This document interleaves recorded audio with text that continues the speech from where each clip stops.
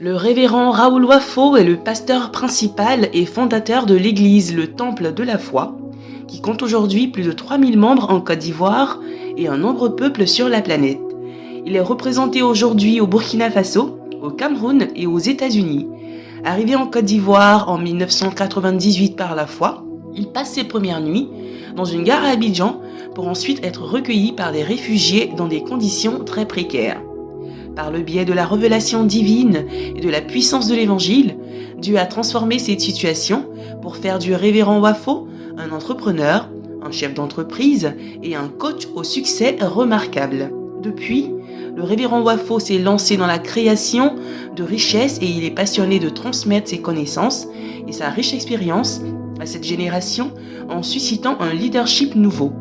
Il est aussi très actif dans le social et le transfert évident de la richesse des païens vers les croyants. Le révérend Wafo est également membre fondateur du Conseil des apôtres de Côte d'Ivoire, le CACI. Sa vie est un témoignage vivant et son ministère est mondialement accompagné de divers signes et prodiges. Le révérend Wafo est un époux comblé auprès de la révérende Danielle Wafo. Je vous prie de recevoir sous vos acclamations le révérend Raoul Wafo.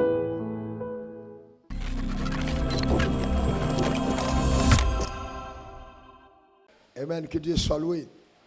Eh bien, je considère comme un énorme privilège que d'être là devant vous, de la part du Seigneur, au travers de Bishop Mark Zando et de son épouse pour vous servir. Et vraiment, je suis honoré d'être là. Alors, avant de commencer, je voudrais dire merci à mon président Okassi. Amen, ton leadership, ton message était énormément béni. Ta rectitude, ta discipline, ta rigueur, ton engagement, ta passion. Est-ce qu'on peut acclamer le Seigneur pour, amen, ce grand homme de Dieu, que Dieu te bénisse abondamment. Merci, merci. Merci beaucoup. Vous savez, nous avons eu notre plus grand programme l'année passée, où nous avons eu... non, restez debout une minute. Vous êtes assis, je ne vous ai pas demandé de vous asseoir. Attendez. Quand je vais faire la prière, est-ce que tout le monde, si vous tenez debout, après je vais prier, vous allez vous asseoir.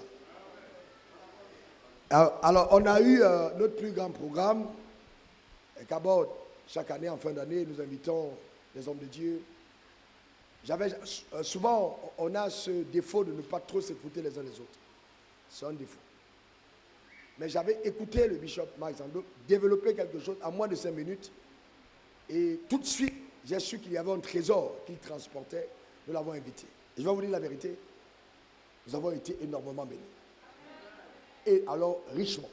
Et moi, personnellement, j'ai été tellement béni qu'après, je suis venu le voir. J'ai dit, Bishop, avec la grâce que tu transportes, il est avec sa femme. En plus de ce que l'église se donne là, moi je mets 1 million dessus, je me mets à genoux, prie pour moi. Je veux avoir cette chose. Et puis il a prié pour moi. Et je vous assure que c'est venu. Amen. On peut acclamer le Seigneur pour sa fidélité. Amen, gloire à Dieu. Extraordinaire. Juste pour vous dire que vous êtes sous un leadership de qualité, une telle profondeur, une telle densité, une telle richesse, un tel ordre, une telle cohérence dans la pensée. Que dit de son épouse. Vraiment, acclamez le Seigneur pour votre pasteur, acclamez le Seigneur pour le bishop. Vraiment, que Dieu vous bénisse. Énorme respect. Énorme respect. Alors, avant de prier, je voudrais vous dire que je voudrais partager avec vous en 45 minutes, justement, sur le thème qui m'a été imparti. Et d'emblée, je voudrais vous dire que 45 minutes, je vais poser les bases. Le Saint-Esprit est tellement puissant qu'il va amplifier ce que je vais dire, pour permettre à chacun d'entre nous d'avoir une nouvelle saison substantielle. C'est fondamental. Fondamental. Si vous avez l'onction et que vous n'avez pas l'argent, vous terminez votre vie dans la frustration. Je vous garantis. Vous terminez votre vie dans la frustration. Je vous garantis. Donc c'est important et le besoin de notre génération en Afrique, c'est un besoin substantiel. Il n'y a pas un continent où il y a autant d'onction au mètre carré qu'en Afrique. Je vous dis la vérité. Ce qui nous manque, ce sont les richesses. La compréhension dans ce domaine. Et Dieu m'a fait grâce. Grâce, vraiment grâce. C'est vraiment pas un effort personnel. C'est juste un mandat sur ma vie. Je veux partager avec toi en peu de temps certaines vérités qui vont t'aider, qui vont ouvrir ton intelligence. Mais au-delà de l'ouverture de l'intelligence, chaque fois que vous vivez quelque chose, vous portez l'onction pour la chose. Donc la parole que vous transmettez a la capacité de créer d'abord une métamorphose au niveau du système de pensée et créer une impulsion de l'intérieur pour un changement radical à l'extérieur. C'est ce que cette parole va faire dans ta vie. Donc je voudrais te prier de mettre ta main sur ton cœur et on va prier ensemble. Tu vas répéter après moi ces paroles. Seigneur Jésus, je suis venu t'écouter me parler. Merci pour le privilège qui m'est accordé d'être au devant de ton trône. Je prie, ô Seigneur, accorde-moi un esprit de sagesse et de révélation dans ta connaissance. Illumine les yeux de mon cœur. Accorde-moi la révélation par le Saint-Esprit. Merci, ô Saint-Esprit, pour l'amplification que tu me donnes dans la compréhension de la vérité. Seigneur, merci. Merci pour tout ce que j'ai déjà reçu depuis ce matin. Aide-moi à assimiler encore une connaissance nouvelle pour cette saison nouvelle. Au nom suprême de Jésus. Amen 3 fois. Acclame le Seigneur pour ta propre vie. Eh bien, acclame Jésus. Acclame.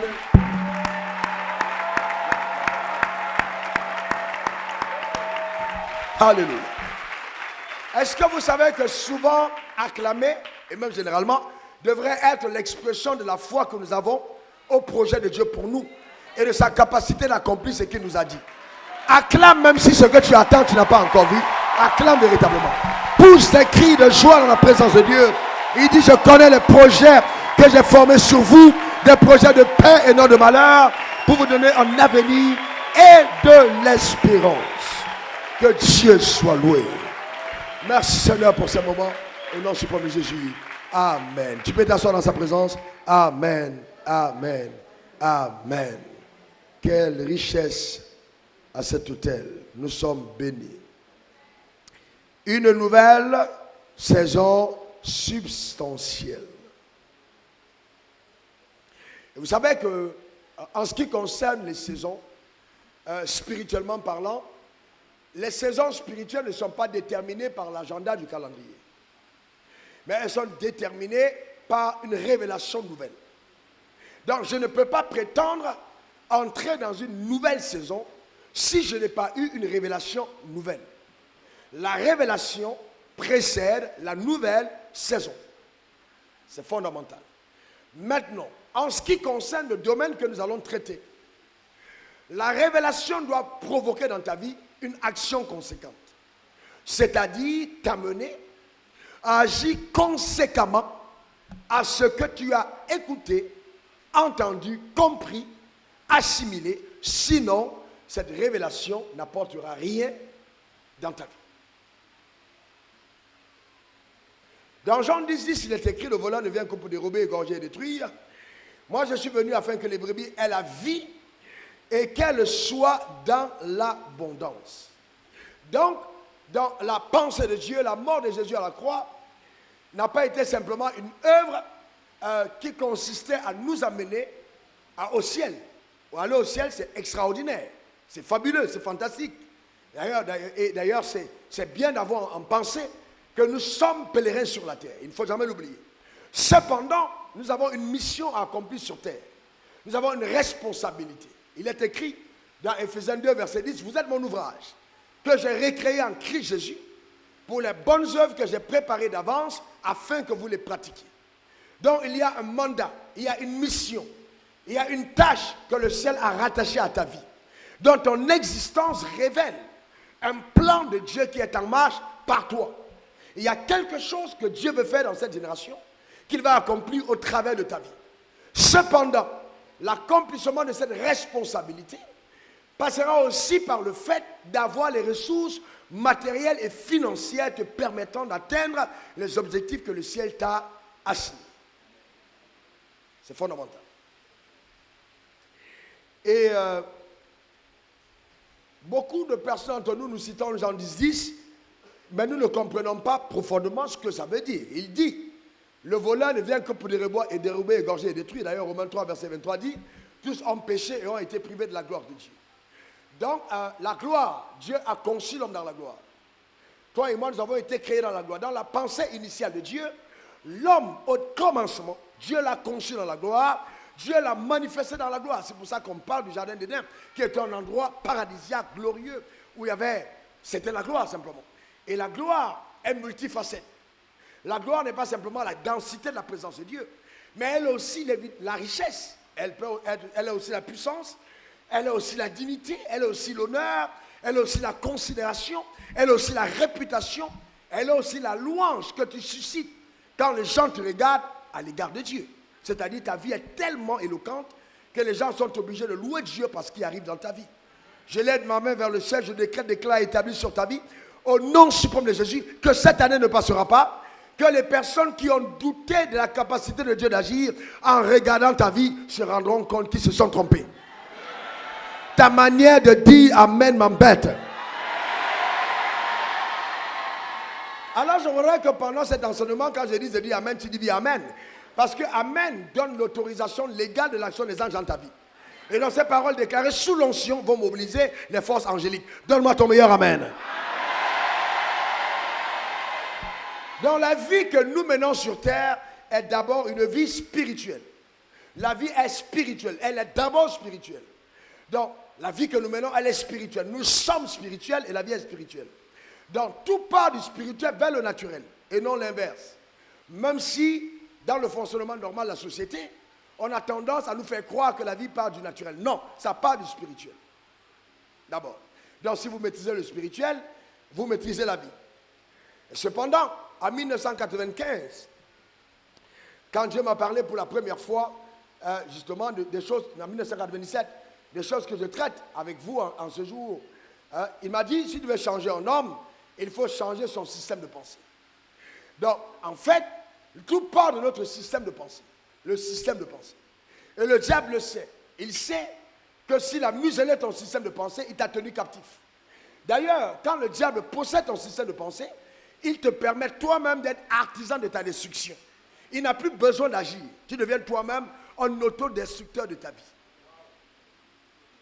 Donc c'est très important de faire attention à son système de pensée. Le véritable combat spirituel consiste à justement aligner ses pensées aux pensées de Dieu. Et en ce qui concerne le domaine d'argent ou des richesses, le diable s'est arrangé à inoculer au niveau de l'Église des hérésies terribles, amenant des personnes même à détester l'argent. Et quand on parle d'argent, les gens ont peur. Comme si l'argent était quelque chose qui appartenait entre les mains du diable. Frères et sœurs, nous le citons tous les jours à l'église, l'or et l'argent appartiennent à qui? À Dieu. Donc si l'or et l'argent appartiennent à Dieu, et que toi tu es fils de Dieu, l'or et l'argent appartiennent à qui? À toi. Maintenant, écoute-moi attentivement, c'est très important, l'or et l'argent t'appartiennent. Maintenant, si tu es mon fils, et que je suis riche, et que dans la maison, tu vis avec moi ou tu vas à l'étranger, et tu n'as pas d'argent, ça exprime les problèmes qu'il y a dans nos rapports. Soit je suis mauvais, et c'est pourquoi je suis riche et tu n'as rien, soit tu es tellement mauvais que nos rapports ne sont pas bons, tu n'arrives pas à avoir accès à mes avoirs.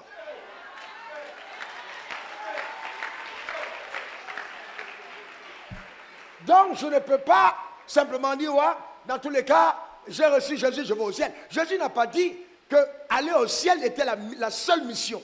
Je suis venu afin que les brebis aient la vie et qu'elles soient dans l'abondance. En d'autres termes, note-moi bien, l'abondance de la vie devient l'évidence crédible de la présence de Dieu dans ta vie.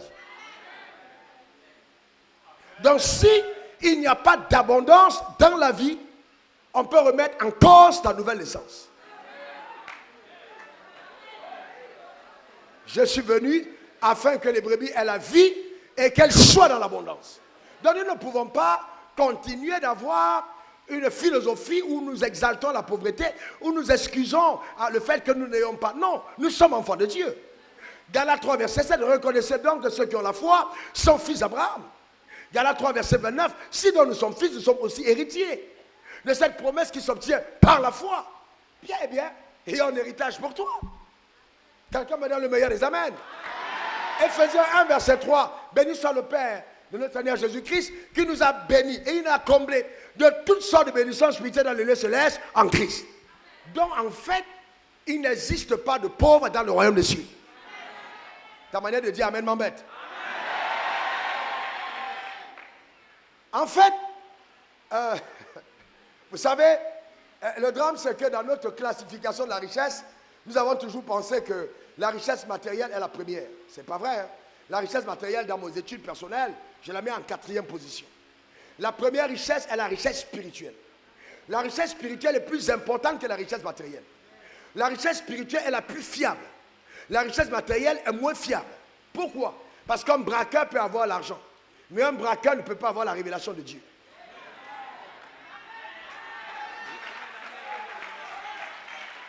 Une prostituée peut gagner de l'argent, un vendeur de drogue peut être riche, mais une prostituée, un vendeur de drogue, Jésus n'apparaîtra pas dans les champs pour causer avec eux.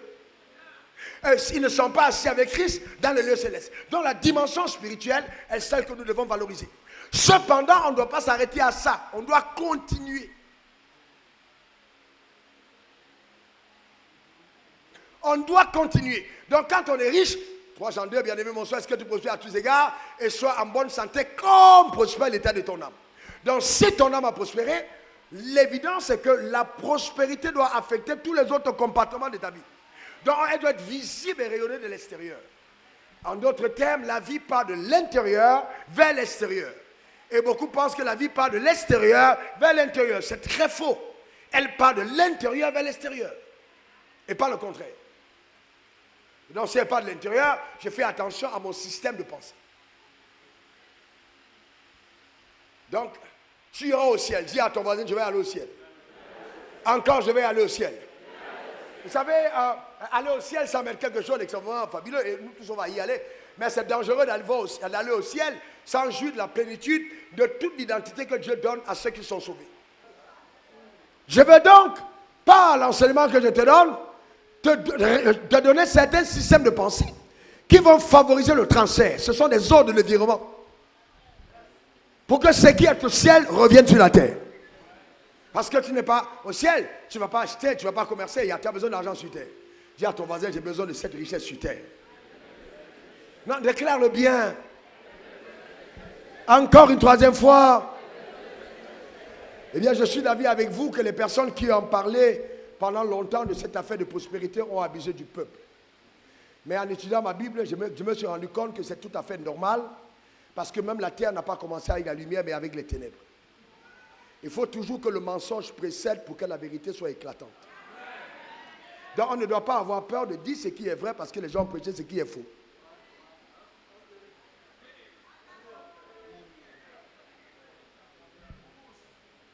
Amen. Donc, je vais te dire, ton bonheur ne commencera pas au ciel. Dis amen. Amen. Ton bonheur ne commencera pas au ciel, il doit commencer sur terre. De deux, dans le domaine des finances. Vous devez comprendre, de domaine substantiel. Il y a des codes d'accès qui te permettent d'y aller. Donc, tu ne vas pas, on ne devient jamais riche en priant. Selon nos églises charismatiques, avec Rindo, Rakatakarondo, nuit de prière, tout le monde serait riche. Mais on doit arriver à l'évidence que la prière ne rend pas riche. La prière ne rend pas riche. Non, non, non. Mais la prière peut illuminer ton intelligence et te permettre d'avoir des codes qui vont activer la manifestation de la richesse, mais la prière ne te rendra pas riche.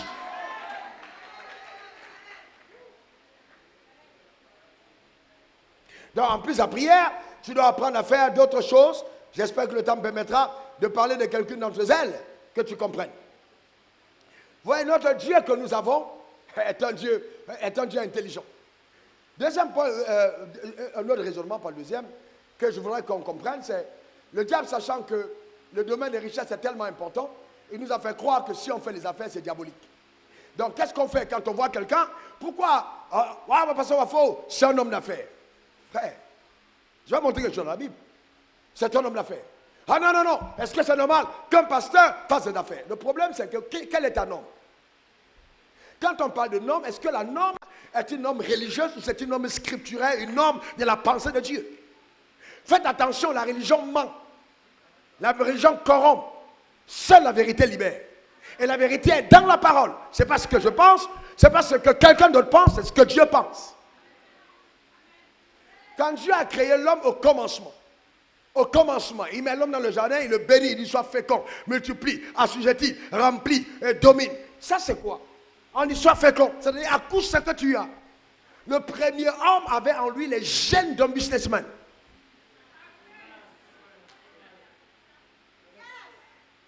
Au commencement, il n'y avait pas de pasteur. Il y avait des entrepreneurs.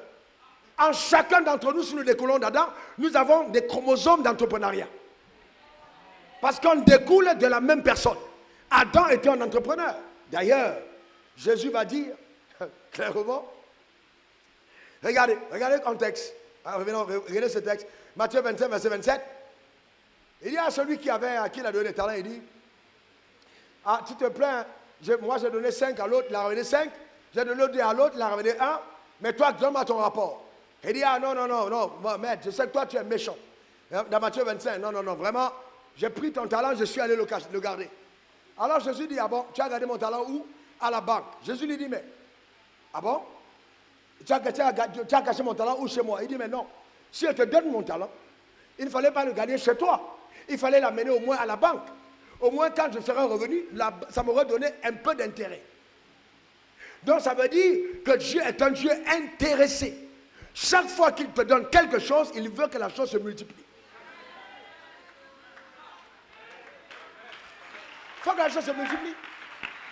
Donc, l'entrée dans le substantiel, dans l'abondance, va passer par ton habileté à savoir gérer le peu que tu as entre tes mains. Et ce qui est intéressant, c'est que chacun d'entre nous avons un potentiel.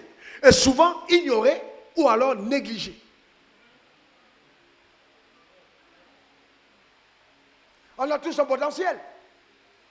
Je suis entré dans le business par hasard. Vous savez, j'ai donné ma vie au Seigneur très tôt. J'ai répondu à l'appel de Dieu très tôt. Et puis, j'ai eu un problème. J'étais marié, ma femme est partie. Alors, ma femme est partie, c'était vraiment un séisme terrible. Parce que moi, j'ai été élevé dans la dureté de Deeper Life. Dureté de l'évangile. Vraiment, vraiment, carré. Alors, mon père spirituel m'avait dit, et je le savais, que si tu divorces, tu ne prêches plus. Eh bien ouais, mais sauf que j'ai reçu après de l'argent et je ne pouvais plus prêcher l'évangile parce que c'est ce que j'avais entendu. C'est pas moi qui étais parti, c'est elle qui était partie. Mais je trouvais tellement sévère que ce soit imputé à celui qui a subi la rupture de l'alliance.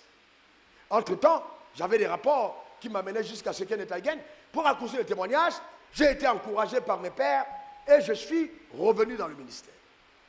Mais avant de revenir dans le ministère, j'avais reçu de l'argent. Et donc j'ai dit à la famille qui m'a donné l'argent pour acheter les instruments que je ne peux plus prêcher l'évangile. Donc ils m'ont dit, ok, prends l'argent, fais-en ce que tu veux.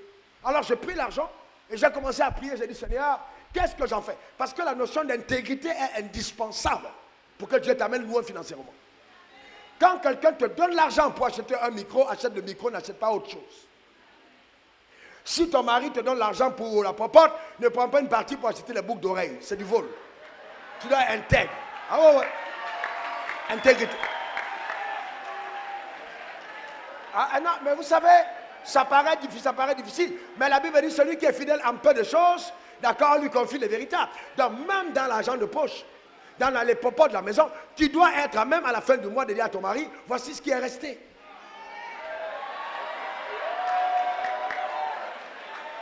Dans la gestion de ce mois, j'ai eu l'argent de poche, voici ce qui est resté, l'argent de la maison, il restait tel montant. Et quand tu présentes le budget du mois à venir, on va donc maintenant un avenant. Et on tient compte de ce qui est resté pour gérer le mois à venir. Ce n'est pas pour prendre pour aller envoyer chez ta mère. Ce n'est pas comme ça que ça marche.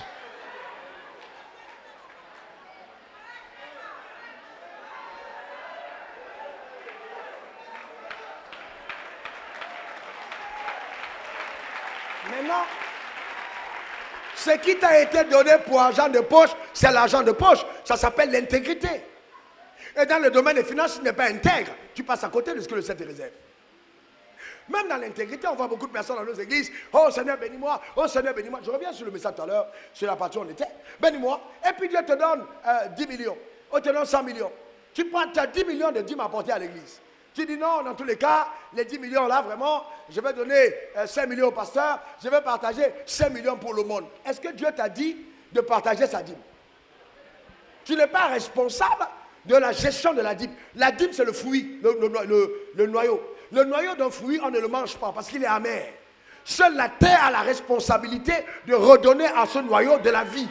Et cette terre, c'est l'autel. Tu ne peux pas amener ailleurs. Donner ta dîme à un pauvre ne fait pas de toi quelqu'un épanoui. Ce n'est pas vrai. Et le monde et la dîme, ce n'est pas la même chose. Et c'est pourquoi nos petits riches de nos assemblées, qui atteignent après 100 millions de revenus l'année, ils pensent qu'ils sont allés au ciel, alors que ce n'était que le début de la richesse.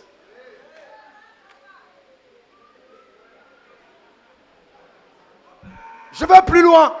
Si Dieu te donne 100 millions et que 10 millions est la dîme, et que tu n'as pas donné 10 millions, tu as déjà défini le niveau que tu ne dépasseras jamais. Tu ne seras jamais en plus de 100 millions. Dieu va te faire descendre au niveau que tu peux gérer. Non, je veux d'abord comprendre, la gestion n'est pas claire. Quand ça va sur le sol, là, tu connais comment le sol jette ta semence? Tu es allé déterrer pour voir la gestion claire qu'il y a sur le sol? Ce n'est pas à toi de voir. Chacun joue son rôle. Donc c'est important. Le diable bombarde ta pensée et te fait croire que c'est trop sérieux ce que tu fais alors que tu es en train de t'égarer.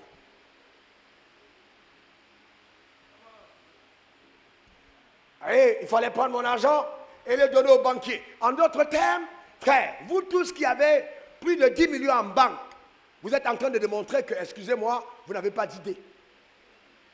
Si tu as plus de 10 millions en banque, plus de 20 millions en banque, 30 millions en banque, Jésus te regarde pour dire qu'est-ce que tu fais de mon argent. Ton argent n'est pas supposé avoir 4% d'intérêt l'année. Il faut prier parce que cet argent a un potentiel de multiplication extraordinaire qui peut être déployé par la puissance de Dieu. Le drame, c'est que tant que tu n'as pas mis une demande sur une onction, elle ne s'active pas.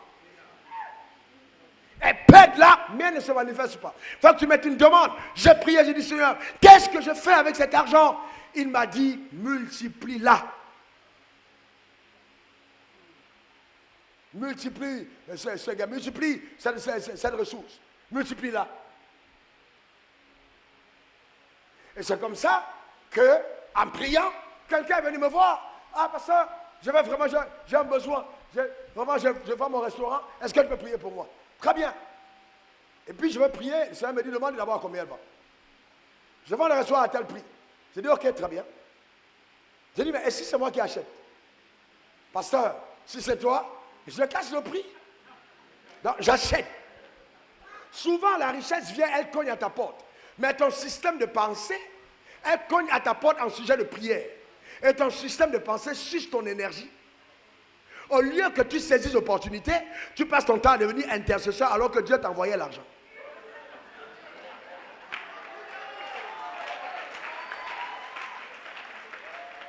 Mais si dans ta tête tu es fermé en disant, oh mon non, moi en tant qu'homme de Dieu, en tant que chrétien, je sais que vraiment les affaires, il faut s'en méfier. Parce que dès que tu as ce système de pensée, tu ne peux plus discerner.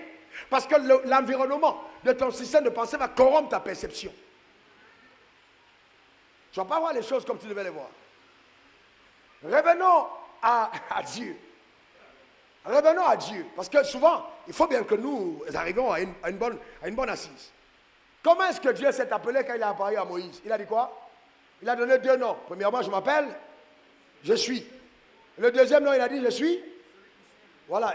Après, il a dit quoi d'autre? Je suis le Dieu d'Abraham, le Dieu d'Isaac et le Dieu de Jacob. Il dit, tel est mon nom pour l'éternité, tel est mon nom de génération en génération. Vrai ou faux? Ah, je vous donne le texte. Vrai ou faux? Levez la main si c'est vrai. Donne-moi ton meilleur amen. Je suis en plein jeûne, je prêche sur le sommeil et tu t'étais. Provoque mon onction, donne-moi le meilleur des amens. Alléluia. Exode 3, verset 15. Tel est mon nom de génération en génération. Maintenant, je te pose une question. Il dit de génération en génération, je suis le Dieu d'Abraham, d'Isaac et de Jacob. Des trois qui étaient pauvres. Répondez-moi. Des trois qui étaient pauvres. Personne. Dieu n'a jamais dit je suis le Dieu d'Abraham, d'Isaac et de Jacob et de Lazare. Jamais. Parce que si tu mets Lazare dedans, tu gardes le nom de Dieu. Parce que Lazare ne témoigne pas de ce que Dieu est capable de faire. Sa vie n'est pas une illustration de la grandeur de Dieu. Donc Dieu ne peut pas s'associer ouvertement aux personnes qui ne témoignent pas de qui il est. Maintenant, je continue. Abraham, Isaac et Jacob. Des trois là, qui était pasteur? Qui était pasteur? Il dit, tel est mon nom pour l'éternité. Donc, si nous réfléchissons bien, parce que Dieu connaît le temps, il doit mettre toutes les séquences. Donc, quand on parle de l'éternité et du temps, le temps a trois séquences, passé, présent, futur. Donc, quand il parle d'Abraham, Isaac et Jacob, on est bien d'accord qu'il intègre que là, si on est fils d'Abraham, on doit quand même avoir quelque chose qui vient d'Abraham. On a tous en nous une capacité d'être des hommes d'affaires, d'une manière ou d'une autre, dans la pensée suprême de Dieu. Si on est fils d'Abraham, par la foi, alors nous recevons d'Abraham ce qu'il a été. Mais maintenant, suis-je qu'on l'appelle à plein temps? Encore, c'est une grosse notion de plein temps. Plein temps à faire. Plein temps, tu lis ta Bible, combien de temps?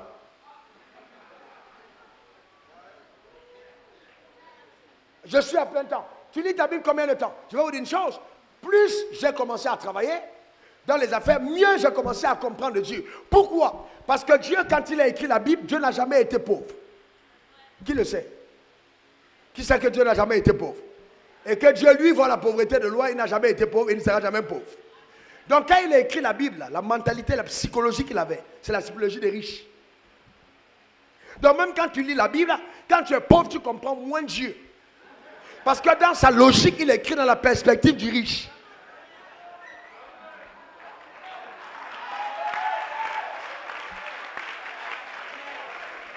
Le professeur Gadi Abraham écrit, c'est un bon écrivain d'ailleurs, très bel écrivain, écrit et il écrit une lettre en droit.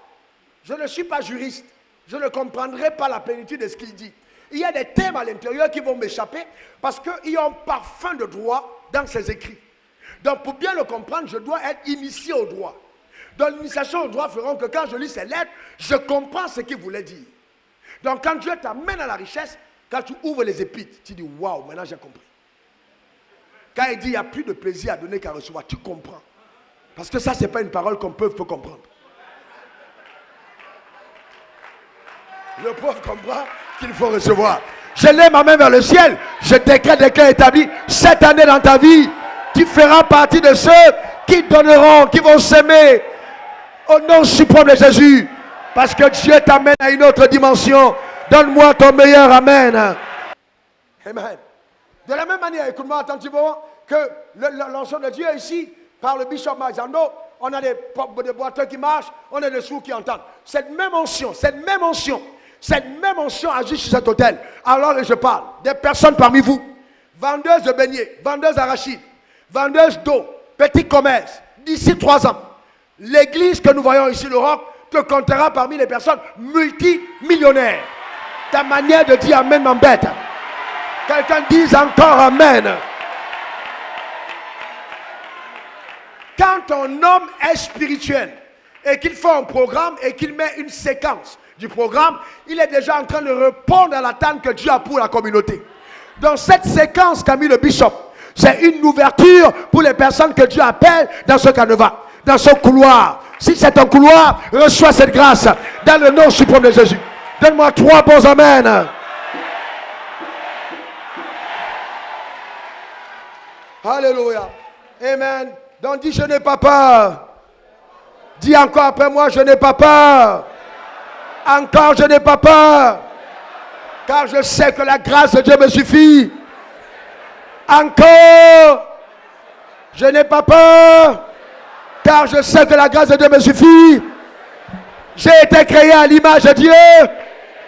Et selon sa ressemblance, les aptitudes de Dieu sont en moi.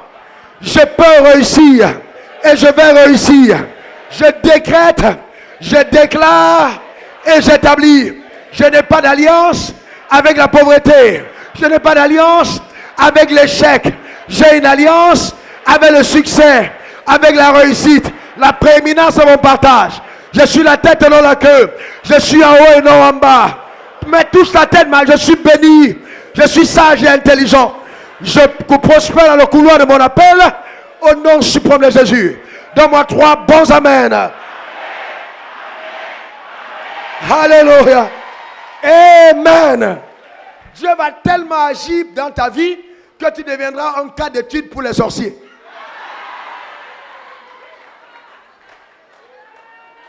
Ça veut dire que tu vas dépasser tous les normes du village. On a dit dans ta famille, personne n'est jamais allé à tel palier. Mais Dieu t'a pris au milieu de ta famille pour t'amener à une dimension où personne de la famille n'est jamais arrivé.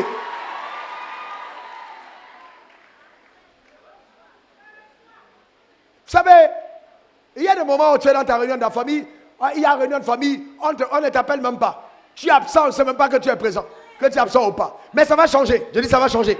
Tu as le Saint-Esprit en toi, ça va changer. On va fixer les réunions de famille en fonction de ton agenda. Quand tu n'es pas là, il n'y a pas réunion. Parce qu'on va t'attendre. Donne-moi le meilleur des amens. Tes pères vont t'appeler papa. Quand tu es riche là, tes pères là, ils t'appellent papa. Pas parce que tu es pasteur, tu es riche papa. Tes aînés vont t'appeler grand frère. Amen. Parce que justement, ta force financière, amen, ton aisance matérielle, donne aux gens de se soumettre à toi de facto. On n'a jamais décoré un pauvre.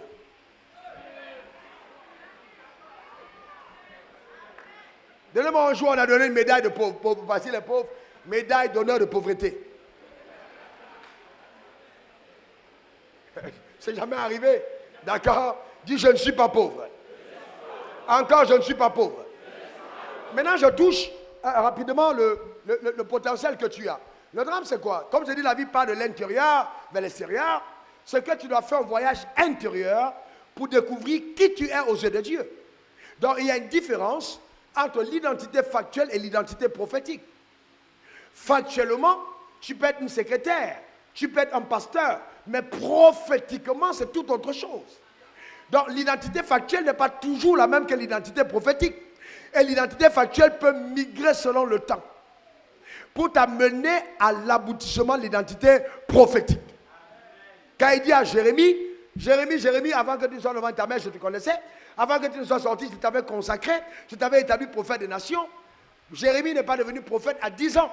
Même si à 10 ans, il était déjà prophète, il n'est pas devenu aux yeux des hommes à 10 ans. Il y a eu l'identité factuelle qui fait de lui un enfant. Mais l'identité prophétique l'établit dans la vie comme étant un prophète. Donc, il faut savoir qu'est-ce que tu as en toi. Quel est le potentiel que tu as? Tu as été créé à l'image de Dieu. Donc, c'est important que tu prennes conscience de ton potentiel. Tu ne vas jamais réussir dans cette vie si tu es ignorant de ton identité. Jamais. La connaissance de ton identité est une clé essentielle. Il faut que tu saches qui tu es. Et qu'est-ce que tu as en toi? La Bible dit, regardez de quel amour le Père nous a aimés pour qu'on soit appelé enfant de Dieu. Donc, si Dieu t'appelle enfant de Dieu, c'est que tu as son ADN. Donc, si tu as l'ADN de Dieu, alors c'est important que tu comprennes qui tu es vraiment et de quoi tu es capable.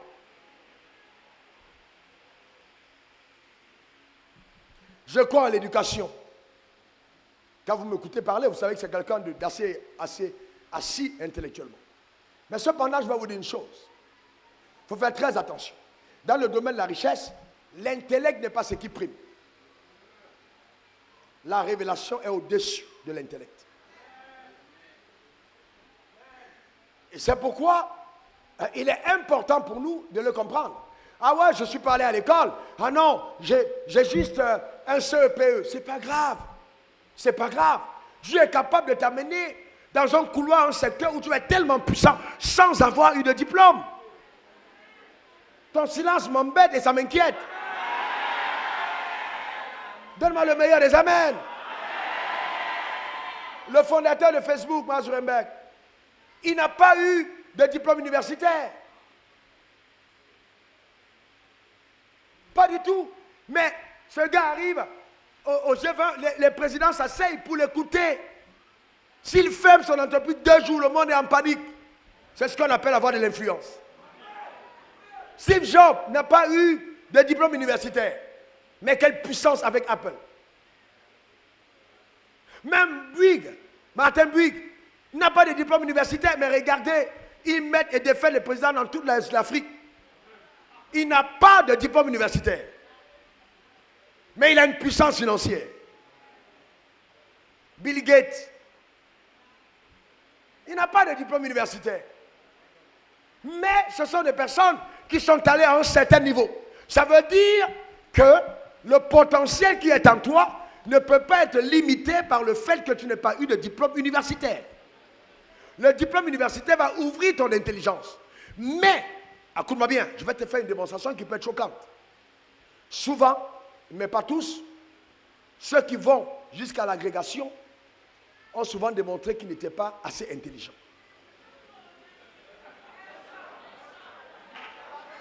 Alors, pas tous, Bishop, pas tous. Parce que, eh bien, vous allez en fac, quand on a le bac, généralement, après la licence, les gens font les concours. Ils veulent entrer aux impôts, ils veulent aller à la police. Quand les gars ont échoué, on dit continue. Vrai ou faux? Il continue maintenant, il a son doctorat, il tente encore le concours, il échoue. Parce que les meilleurs sont sortis du système avant. Donc celui qui termine agrégé, pas tous, j'ai dit, qui termine agrégé, 8 sur 10 peuvent être agrégés parce qu'ils n'ont pas été assez intelligents pour avoir les concours.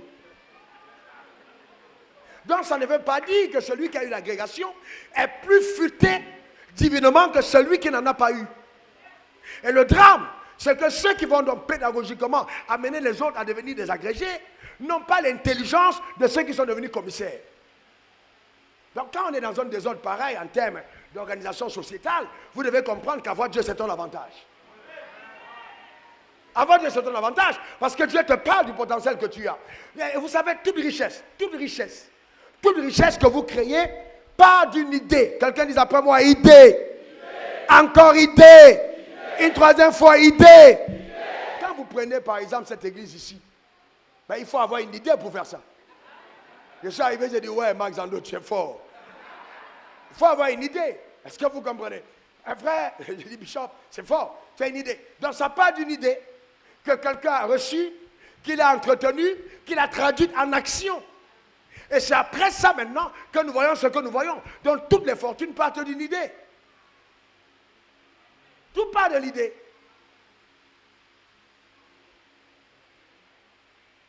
Tout part de l'idée. Et vous voyez, on est là, surtout dans notre nation francophone, on célèbre les gens seulement parce qu'ils sont ministres. Avant d'être ministres, ils écrivaient. Avant d'être ministres, ils réfléchissaient. Depuis qu'ils sont ministres, ils n'écrivent plus. Ils mangent, ils boivent, ils dorment. Ils ne peuvent plus avoir des raisonnements cohérents. Ils commencent à jouer et à chanter les louanges du chef du parti. Ce qui n'est pas mauvais. Mais la productivité sociétale est limitée. Donc si on laisse l'avenir de nos continents à ces gens-là, on va aller où? Bon, je n'ai pas dit tous.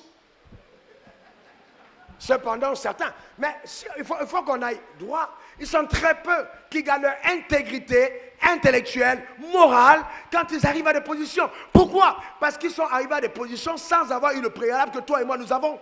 La crainte de Dieu qui est la véritable richesse. Nous craignons Dieu et nous comprenons la raison pour laquelle nous sommes là où nous sommes.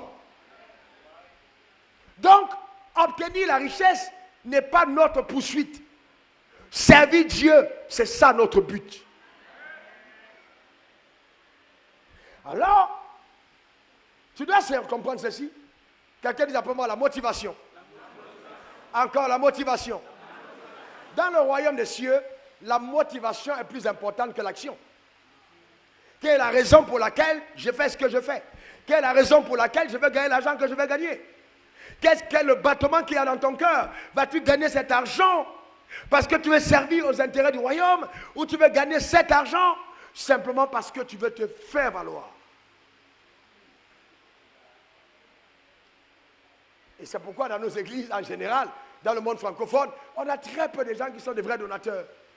Parce qu'en fait, ce sont des pauvres qui sont devenus riches. Parce qu'un homme qui n'est riche que d'avoir l'argent devient pauvre. Si ta richesse ce n'est que l'argent, tu es pauvre. Si tu n'as que l'argent, tu es pauvre. Si tu n'as que les maisons, tu es pauvre. Si tu n'as que les voitures, tu es pauvre. S'il n'y a pas une valeur au-delà de l'argent qui justifie la raison de gagner, tu es pauvre. Regardez les riches américains. Ils s'arrêtent, ils disent, bon, on fait une fondation, on va partager ce qu'on a aux autres. Parce qu'au départ, il y a une culture de crainte, de service, de la société. On se met, regardez même les intellectuels américains, ou alors, ils se mettent, ils disent, bon, on va poser un acte qui va apporter un développement sociétal. Donc, ils sont dans la dynamique de la construction. C'est pour ça que les structures sont solides, parce que la motivation est bonne. Mais chez nous, c'est d'abord mon ventre.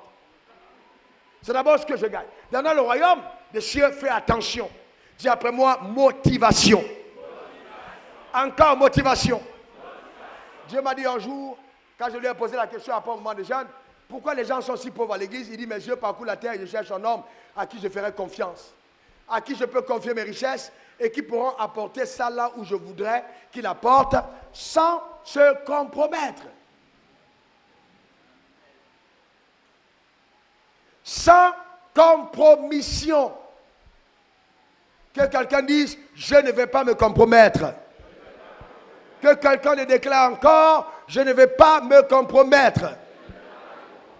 Est-ce que si Dieu aujourd'hui t'accorde ce que tu demandes, tu vas continuer de l'adorer sans te compromettre? La motivation. La motivation. La motivation. Pourquoi veux-tu gagner ce que tu gagnes? On est sous la grâce ou pas? On est sous la grâce ou pas? Mais vous allez vous rendre compte que sous la grâce, il y a deux personnes qui sont mortes tuées par Dieu. Ananias et Saphira. Les deux, ce n'étaient pas des adultères, ce n'étaient pas des murmurants, ce n'étaient pas des braqueurs, ce n'étaient pas des... Mais ils ont été tués parce qu'ils ont retenu les revenus de Dieu. Dieu est trop sérieux en ce qui concerne son argent. Il est très sérieux. Regardez dans l'Ancien Testament, tous ceux qui ont pris l'argent de l'Égypte et qui ont adoré le veau d'or, personne n'est entré à la terre promise. Parce que la richesse peut être un frein, justement, à ton épanouissement même sur terre. Ça peut être la porte d'entrée pour une vie raccourcie. Si ton argent ne sert pas à Dieu, Dieu peut décider de te faire mourir. La mort, c'est te rappeler. Si tu as un ambassadeur quelque part, il ne travaille pas bien, on rappelle l'ambassadeur. C'est ta famille qui pleure en disant qu'il est mort. Dieu dit, on l'a rappelé. Reviens ici au ciel. Tu ne sers à rien sur la terre. On rappelle le mari. On dit à la femme maintenant, la femme aussi commence à faire les mêmes choses. On dit rappeler les deux. On rappelle les deux, on dit maintenant aux enfants gérer. Je vous pose une question. Quand les enfants d'Ananias et Saphiras ont pris l'héritage et ils ont touché, quelle était leur réaction? Ah, qu'est-ce qu'ils ont dit? Ah ça, je suis sûr qu'ils sont partis voir Pierre et les autres pour dire, l'argent là qui a tué nos parents, la partie qu'ils n'ont pas donnée là, on vient déposer à l'église, pardon, priez pour nous. Que la malédiction qu'il y a sur nous là, elle se retire. Il ne faut jamais avoir Dieu comme opposant. Parce que Dieu peut s'opposer à ta destinée. Beaucoup de personnes pensent, oh non, le diable a bloqué mes portes. Non, Dieu peut te fermer les portes. Il dit, empêchons-leur de tendre la main et de toucher le fruit. Parce que là où ils sont là, ils ne doivent plus avoir accès à ça. Il y a des domaines de ton désobéissance, de tes désobéissances qui font que Dieu dit, tu es limité. Il y a des choses que tu n'auras plus. Jusqu'à ce que tu obéisses.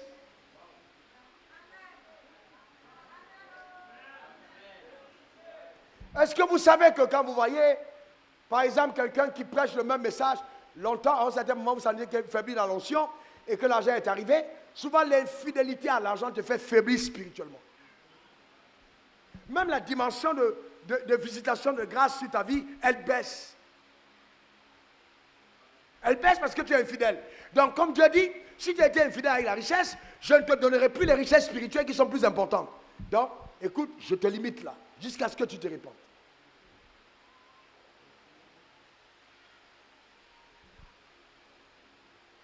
Donc, ils ne sont pas là en disant, ouais, vraiment, Seigneur, je ne comprends pas pourquoi, je ne comprends pas pourquoi. Il faut que tu comprennes pourquoi. Il faut que tu examines ta propre vie. Il faut que tu examines à ce niveau où tu es. Quelqu'un qui n'est pas fidèle avec 10%, rien que 10%, je te garantis, le niveau supérieur là, ce n'est pas pour toi. Dieu ne va jamais se compromettre. Jamais. Soit si c'est pour toi, c'est que tu as volé. Et même si tu as volé, Dieu va s'assurer de faire partie. Parce que je vais t'expliquer une chose qui peut... Bishop, c'est un développement que je fais. J'ai dit, quand on est à l'église, et que nous disons qu'on doit être fidèle à Dieu pour être béni, quelqu'un qui est infidèle et qui commence à gagner de l'argent, le ciel le combat. Tu sais pourquoi? Parce que le ciel le combat pour dire, je ne veux pas que ça serve de mauvais exemple aux autres. Je vais le combattre afin que la vérité soit trouvée une. Donc, dans le monde, tu as Satan pour ennemi, tu es entré dans l'église et tu prends maintenant Dieu pour ennemi. Donc ta vie est compliquée. Tu as deux ennemis contre toi. Satan même ne veut pas ton bien et Dieu même ne veut pas ton bien parce qu'en fait, tu n'es pas stable.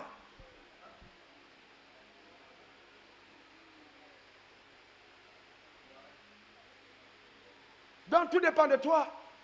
Je vais aller à un autre palier, je vais briser le mur, je vais passer à un autre niveau. N'oublie jamais, le problème n'est pas chez Dieu, c'est à ton niveau. Commence à ce palier en disant Dieu, je vais être fidèle. D'abord ce palier. Donne-toi les 3 premiers mois à venir pour dire je vais être fidèle dans ce domaine. Et voir tes propres yeux ce que Dieu va faire. Parce que tu peux pas être là, tu as été infidèle, et puis dis Seigneur, je veux une idée. Dieu ne te donnera pas des idées. Il y a 3 catégories d'idées. Les idées créatrices, c'est ce que ces gens-là ont. Et moi, je ne comprends pas pourquoi nous, on est enfants de Dieu et on n'a pas d'idées créatrices. On a tous les docteurs à l'église. Personne ne trouve le médicament contre le Covid. C'est une insulte. Normalement, les pasteurs, les docteurs de l'église doivent s'enfermer pour prier et avoir une formule. On dit, ok, si tu as le Covid, tu prends le sel, tu mets dans l'eau, tu mets un peu de vinaigre, tu secoues et tu bois, c'est terminé. Pour ceux qui n'ont pas la foi, bien entendu. Quelqu'un dit Amen. Est-ce que ce que je dis, tu comprends un peu de quoi je parle? Ben, c'est important. C'est important qu'on comprenne ça. Donc, nous devons aller à cette dimension de fidélité. Quelqu'un dit fidélité à Dieu. Non, dis-le encore bien. Une 3e fois. C'est très bien dans le peu que tu as. Les idées créatrices. Après, on a des idées opportunes. Les idées opportunes, elles viennent à nous tous les jours. Elles viennent à nous tous les jours. Quelqu'un vient, vraiment, et il parle à côté de toi. Il dit, vraiment, aujourd'hui, il y a tellement d'argent dans les VA. Moi, je suis entré dans les secteurs en écoutant des conversations. Il y a tellement d'argent, vraiment. Et puis, tout de suite, c'est Dieu qui te parle. Toi, tu penses que c'est une conversation anodine. Dieu est en train de te donner une idée opportune. C'est une opportunité qui se présente à toi. Alors, tout de suite, tu étudies le secteur et tu y entres. La première affaire que j'ai eue, c'était une idée opportune. C'était au restaurant. Je n'avais jamais été restaurateur, mais c'était une idée opportune. Après, il y a eu 2, après, il y a eu 3. Après, bon, je suis entré dans d'autres secteurs. Idée opportune. Maintenant, il y a un 3e type d'idée, les idées innovantes. Quelqu'un dit idée innovante. Encore, idée innovante. Une dernière fois, idée innovante. Très bien. Alors, viens, je vais vous montrer quelque chose. Viens, donne-moi ça, je vais vous montrer juste quelque chose. Regardez par exemple. Vous voyez? Ça, normalement, c'est un AirPod. D'accord? C'est un AirPod. Donc, c'est pour le téléphone, et puis tu mets à l'oreille, tu écoutes. Donc, quelqu'un s'assoit chez lui, il réfléchit, il dit, bon, comment je peux faire pour escroquer les gens qui ont beaucoup d'argent? Comment je peux faire pour gagner, pas escroquer, gagner leur argent? Vous savez qu'il y a ce qu'on appelle l'orgueil du riche. Le riche est orgueilleux. Donc, lui, il cherche comment dépenser son argent au-dessus de la mêlée. Il dit, ok, je vais faire des AirPods en croco. Ça, c'est un cadeau. Bon, maintenant, finalement, l'habillage du AirPod en lui-même est plus cher que l'appareil qui est dedans. Mais, tu as des clients qui vont le prendre parce que je suis telle personne, je suis tel homme d'affaires, je suis tel ministre. Alors, moi, je fais un cadeau à quelqu'un, je dois lui offrir un cadeau de mon rang. Donc, il va prendre quelque chose de cher. Donc, qu'est-ce que la personne va faire? Les couvertures de portable existaient déjà. Mais il va innover. On n'invente pas la roue comme disent les Chinois. Je pars de ce qui existe pour me faire de l'argent. J'améliore l'existant. Simplement. Et l'économie chinoise est faite sur l'imitation. Mais c'est une puissance terrible. Voilà, c'est terrible, mais sur l'innovation. Mais si nous, on ne pense pas à embellir la société, à apporter une solution au problème de la société, et que nous sommes encore au palier de vouloir l'argent pour manger, nous ne sommes pas encore sortis de la pauvreté.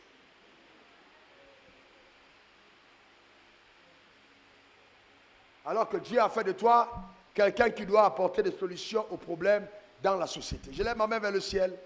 Je prie que le Saint-Esprit qui m'a assisté pendant ces moments et qui, j'en suis sûr, est en train de te parler, te donne d'aller à un autre palier de la compréhension de ce message au nom suprême de Jésus.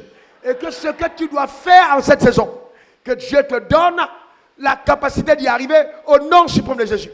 Sachant que toute révélation qui n'est pas ensuite précédée d'une action ne pourra pas amener à manifestation ce que le ciel a réservé. Que Dieu te donne la grâce de passer à l'action. Que Dieu te donne la capacité de passer à l'action. Que Dieu te mette en contact avec des idées créatrices, innovantes, des idées opportunes au nom suprême de Jésus. Et que par l'onction de Dieu qui t'habite, il te permette d'accéder à un autre palier de richesse et d'avoir. J'annonce sur ta vie parce que c'est écrit, tu ne mourras pas pauvre. Tu es béni au nom suprême de Jésus. Tu es favorisé au nom suprême de Jésus. Ta vie n'est plus la même au nom suprême de Jésus. Donne-moi 3 bons amen. Amen. Alléluia. Je voulais dire à un homme que la première personne qui sera très heureuse quand tu commenceras à gagner de l'argent, c'est ta femme. Parce qu'il est possible que je t'aime et t'aime qui ne sont pas suivis de cadeaux commencent à l'ennuyer. Dieu a tant aimé le monde qu'il a donné. Que Dieu te bénisse et que Dieu libère ton cœur. Que tu commences à donner à ta femme. Donne-moi le meilleur des amens. Amen. C'est pas grave, tu n'es pas obligé d'aller chez le fleuriste. Tu peux commencer à donner les fleurs naturelles que tu as cueillies ici au bord de l'église. Mais quand Dieu te bénira, tu achèteras de bonnes fleurs. Tu offriras une nouvelle voiture. Vous allez servir Dieu ensemble.